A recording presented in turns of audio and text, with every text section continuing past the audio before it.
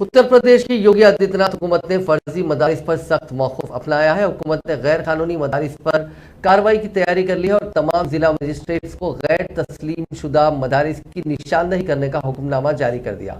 25 अक्टूबर तक डीएम अपनी रिपोर्ट हुकूमत को भेजेंगे। उसके बाद फर्जी मदारिस के खिलाफ कार्रवाई की जाएगी। साथ ही इस पूरे मामले पर सदर मजलिस बैरिस्टर असदुद्दीन ओवैसी ने एक बयान जारी किया। आज मीडिया से बात करते हुए उन्होंने योगी हुकूमत के इस कदम को छोटा एनआरसी करार दिया।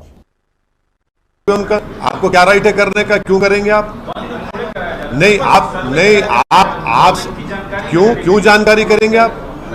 क्या आपके सामने नहीं, आपके सामने मदरसे चल रहे हैं, आप क्यों शक करते हो मदरसों को? आपके दिमाग में बात बैठी हुई है शक करना। आपके ऑर्डर, आप इस सर्वे करके बोलेंगे नहीं यहां पर नमाज नहीं पढ़ो मदरसे में, आप कहेंगे नहीं कुरान मत पढ़ो। अरे भाई ऑर्डर जारी कर दो ना, बोल दो तुम सब बोल रहे मुसलमान नहीं है। ये करना चाह रहे मकसद आप हैरास करना चाह रहे मुसलमानों को। रिकग्नाइज मदरसे की बात नहीं कर रहा हूं, मदरसा एजुकेशन बोर्ड अलग है, ये प्राइवेट मदरसे हैं जो भारत के संविधान के आर्टिकल 30 के तहत मुझे खोलने का पूरा इख्तियार हासिल है।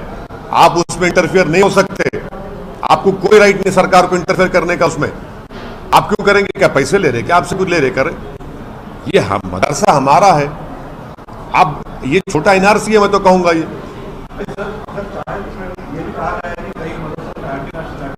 वो एंटी नेशनल है। कहाँ एंटी नेशनल है? बताओ कहाँ एंटी नेशनल है? इतनी बेशर्मी से कह रहे हैं कि हम आजादी के 75 साल का अमृत उत्सव मना रहे हैं। जो यही मदरसों ने इस मुल्क को आजाद करवाया, आज आप उनको शक की निगाहों से देख रहे हैं।